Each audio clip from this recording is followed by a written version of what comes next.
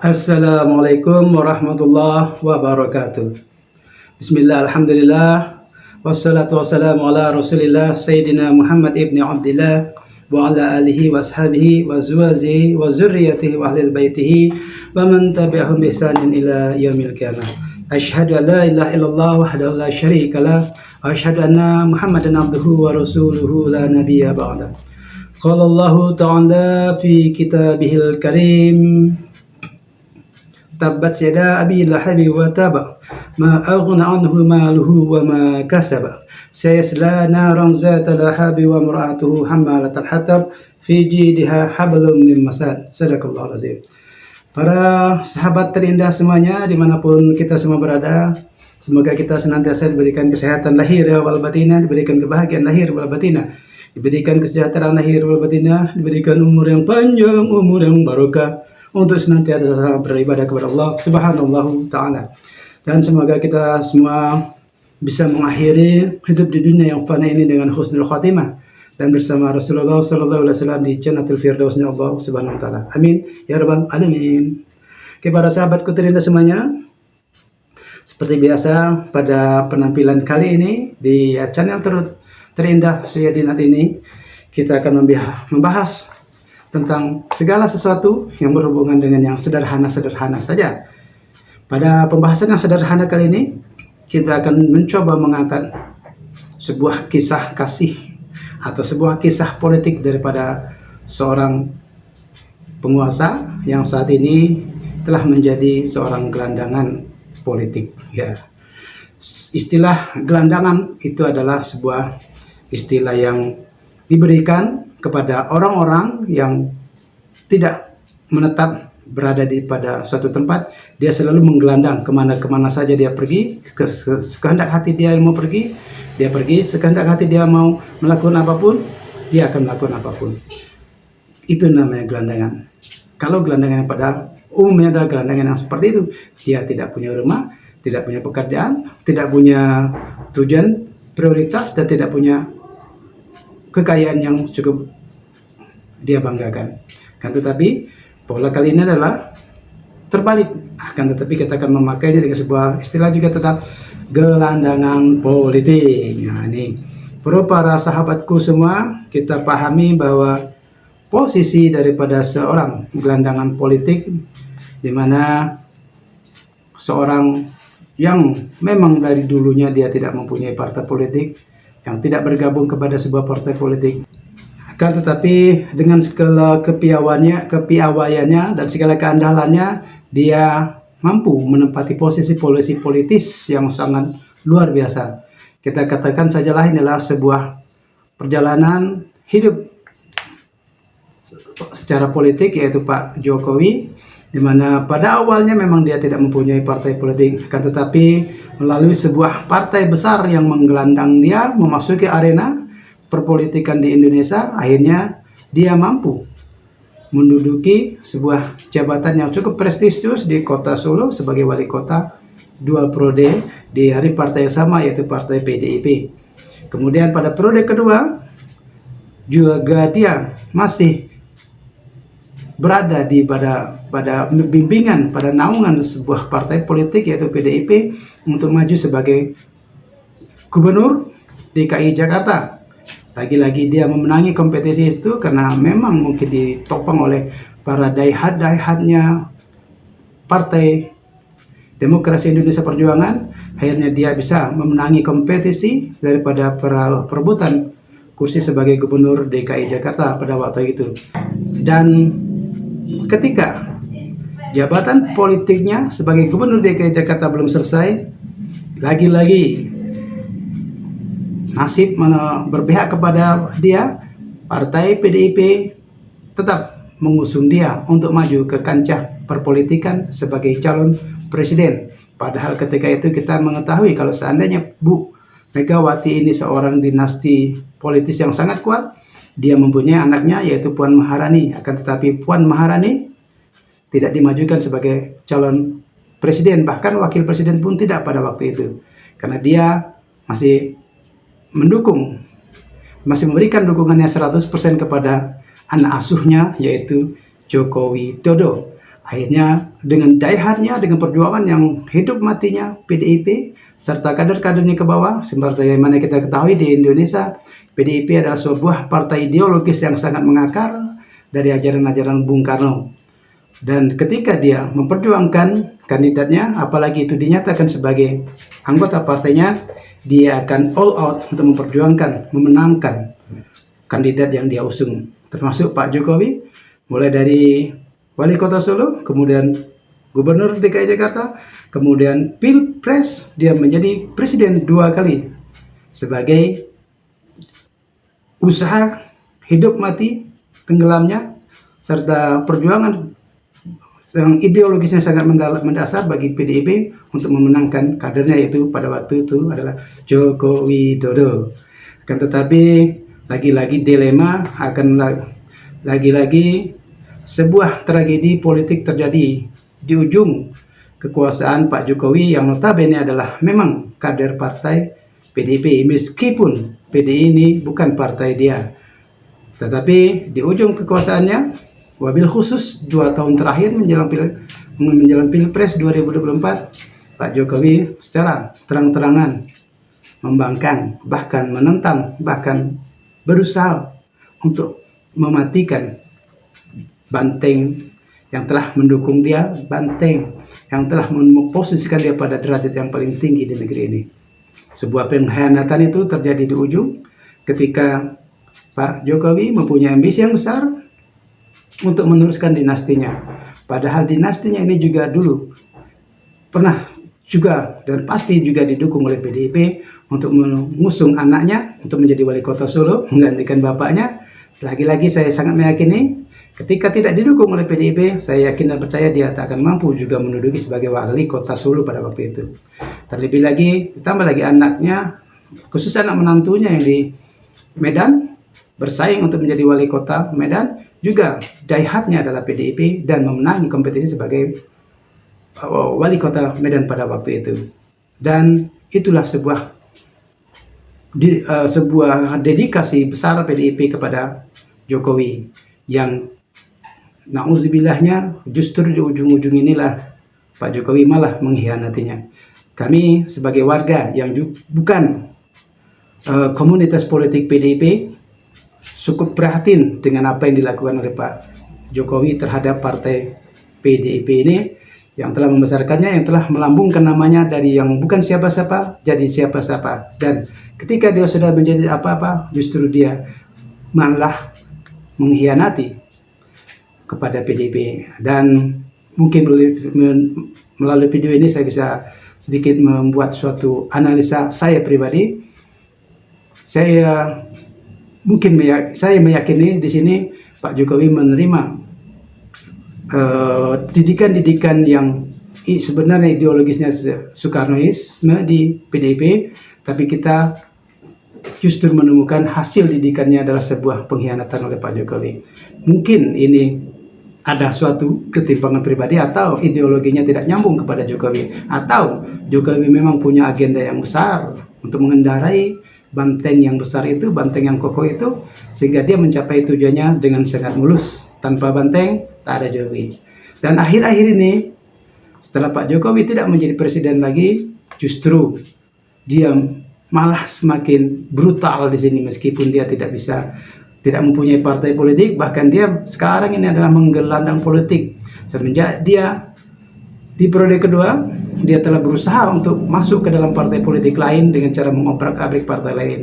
Terutama yang kita sangat kenal, yang sekarang kita sangat ingat sampai saat ini adalah ketika Muldoko mencoba untuk mengobrak-abrik Partai Demokrat yang notabene dilandasi oleh keinginan Jokowi untuk menjadi pemilik Partai Demokrat. Nauzubillah, kalau ini merupakan suatu kebenaran. Tapi memang kehendak lain, dan yang dilawan itu adalah Pak SBY, dua kali jadi presiden, dan dia punya partai politik, dan itu akan dirampas melalui tangan Muldoko. Dan bersyukur Partai Demokrat tidak jadi dirampas melalui Demokrat untuk kepentingan Pak Jokowi.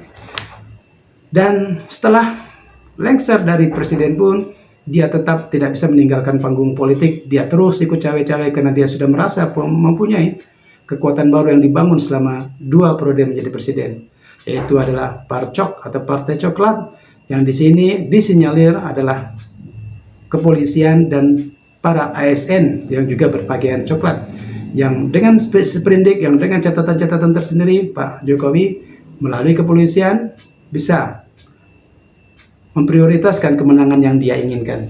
Ditambah lagi dengan modal kapital yang luar biasa yang didukung oleh para taipan-taipan oligarki kita, sehingga kemenangan yang diusung oleh Pak Jokowi juga mencapai sebuah kemenangan yang sangat luar biasa. Karena Pak Jokowi akhir-akhir ini dia sibuk kesana kemari untuk mencari dukungan, atau mungkin dia akan mencoba mendirikan sebuah partai, mungkin apakah namanya Partai Coklat, menunggu Pak Listio Sigit pensiun, kemudian ketua umumnya Pak Jokowi, sekjennya adalah Pak Listio Sigit, kita tidak tahu, dan kemudian juga akan tergabung daripada para ASN, para pejabat-pejabat yang juga akan pensiun, kita tidak tahu. Tetapi sampai dengan hari ini kita mencium aroma Pak Jokowi sedang menggelandang politik. Dia tidak punya partai politik, dia ingin mendirikan partai politik. Apakah Projo sebagai sebuah tim pemenangan dia akan mampu berkonversi menjadi partai politik untuk mendukung Jokowi di 2029? Saya kira masih sangat jauh panggang dari api. Jadi selamat menggelandang Pak Jokowi. Anda di sini telah berhasil membuat tujuan reformasi kita melenceng jauh, yaitu hilangkan korupsi, kolusi, dan nepotisme.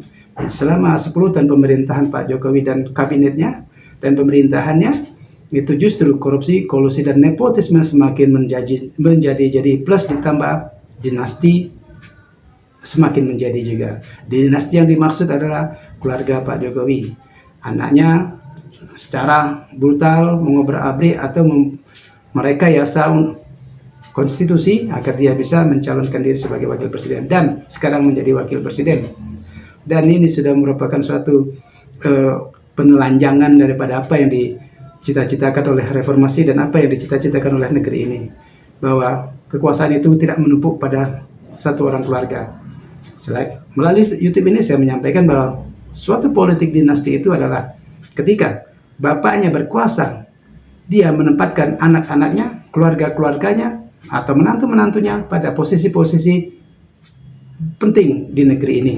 Tapi itu yang dinamakan dengan dinasti, dengan kekuasaannya, dengan kekuatannya, dengan segala apa yang dia miliki, dia memaksakan anaknya untuk menjadi wali kota ataupun gubernur sekaligus, ataupun yang posisi-posisi lainnya. Tetapi kalau seperti Bu Mega untuk Puan Maharani, itu bukan merupakan dinasti, tapi secara politik, karena dia memiliki darah politik, maka dia menjadi seorang politikus. Bukan Bu Mega mempunyai kekuasaan agar rakyat memilih anaknya. Begitupun SBY, bukan karena Pak SBY menjadi presiden terus menempatkan anaknya menjadi gubernur dan sebagainya. Tidak seperti itu. Ini bukan dinasti yang kita takuti, tapi dinasti yang kita ingkari, yang kita jijik melihatnya adalah dinasti yang seperti dilakukan oleh Pak Jokowi ini. Ketika dia menjadi presiden, menggunakan kekuasaannya untuk menempatkan anaknya menjadi wali kota, 2 orang, dan juga menjadi gubernur saat ini dengan sisa-sisa kekuasaannya. Dan ini yang sangat mengingkari dari apa yang namanya dengan reformasi, dengan tujuan mulia daripada reformasi. Dan saat ini Pak Jokowi menggelandang, tak tahu, dia tidak punya partai politik, tapi dia ingin terus berkuasa. Dan kita lihat dia akan mencoba masuk kepada partai Gerindra dengan cara mungkin merayu Pak Prabowo agar dia masuk menjadi anggota Gerindra, karena baru dalam minggu ini juga Pak Jokowi itu dipecat dari partai PDIP, meskipun sangat-sangat terlambat. PDI terlalu takut, PDI terlalu banyak berpikir untuk memecat Jokowi dari partainya, meskipun pengkhianatan itu telah dilakukannya. Kita tidak tahu apa yang terjadi di belakangnya. Mungkin ada yang suatu kasus yang besar yang disembunyikan, kita tidak tahu dan kita tidak mau berandai-andai di sana. Tetapi menurut saya secara pribadi, PDIP memecat Jokowi itu sangat terlambat. Dan pada minggu ini baru terdengar santer bahwa PDIP telah memecat Jokowi. Dan sebagai reaksinya adalah Pak Jokowi sekarang ini menggelandang ke hampir banyak partai-partai besar didatanginya agar mungkin dia mau menerima dia sebagai anggota partai di partai tersebut. Dan terakhir yang kita lihat di media-media sosial, Pak Jokowi berkunjung tanpa alasan ke rumah Prabowo, katanya kangen. Ya, kita tidak tahu, mungkin dia ingin masuk ke dalam partai Gerindra atau ingin membahas tentang kekalahannya terhadap calon yang didukung oleh Pak Jokowi di Kota Jakarta, yaitu Ridwan Kamil, kalah daripada Pramono, Anung, dan Sidul yang memenangi 50,07%, hanya didukung oleh PDIP. Demikian Pak Jokowi menjadi gelandangan politik. Semoga Anda tetaplah menjadi gelandangan politik, dan kemungkinan partai, apakah ada partai yang mau menerima Anda, apakah tidak, itu kita lihat ke depannya, karena kita sangat mengetahui bahwa semua partai di Indonesia adalah pragmatis. Ketika dia merasa ada untungnya, mereka akan menerima Anda. Tapi catatan terakhir Anda itu sangat kelam, bahwa Anda telah mendapat gelar baru, bukan sebagai Bapak Infrastruktur, tapi adalah Pak Jokowi terkenal sebagai Presiden Indonesia yang mengobrak-abrik demokrasi Indonesia, yang mengobrak-abrik tujuan mulia daripada reformasi Indonesia. Dengan catatan itu, apakah partai-partai masih akan menerima Anda? Apakah tidak? Wallahu a'lam bishawab. Termasuk kekuatan fulus Anda. Apakah para oligarki masih mau mendukung Anda? Apakah partai-partai juga masih akan mendukung Anda? Karena kalau memang masih mendukung Anda, ya baguslah bagi Anda. Karena kita mengetahui anak Anda juga sebagai wapres kemungkinan juga tidak begitu mempunyai pengaruh kuat bagi Pak Prabowo. Karena pada video sebelumnya saya juga mengunggah bahwa sebenarnya Pak Prabowo juga tak membutuhkan peran daripada wakil presiden, karena inkapabilitasnya, keabsahannya menjadi wapres juga masih dipertanyakan dan masih diusut oleh para anak negeri ini agar dia sebaiknya mengundurkan diri saja. Tapi kita lihat powernya bagaimana. Apakah oligarki, ketika Anda masih tetap didukung oligarki, mungkin Anda masih bisa menguatkan itu. Tapi terakhir kita melihat ada si Agwan, dia menyatakan sebenarnya bahwa groundbreaking daripada IKN itu Pak Jokowi memaksakan kepada mereka 9 naga untuk melakukan groundbreaking, untuk mengangkat nama Anda, untuk menghilangkan buruk wajah politik Anda daripada negeri ini. Dan untuk hal itu nanti saya akan bahas secara khusus kenapa si Agwan atau si Sugianto ini, pemilik Agung Sedayu Group, merasa dipaksa oleh Anda ketika Anda menjadi presiden. Kita lihat oligarki sudah buka suara tentang apa yang Anda lakukan.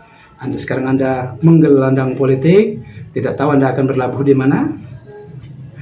Kita hanya mendoakan semoga yang terbaik untuk negeri ini, semoga yang terbaik untuk anak negeri ini. Pak Prabowo tetaplah konsisten, hidup mati dengan rakyat, timbul tenggelam dengan rakyat. Tetapi kami yakin Anda tak akan tenggelam, Anda tak akan mati ketika Anda membela rakyat yang sangat membutuhkan kehadiran Anda untuk tetap berada pada cita-cita reformasi Republik Indonesia 98, hilangkan KKN di negeri ini, korupsi, kolusi, dan nepotisme termasuk dinasti harus Anda mampu hilangkan. Semoga video singkat ini bermanfaat bagi kita semua. Billahi taufiq wal hidayah. Assalamualaikum warahmatullahi wabarakatuh. Thank you for watching.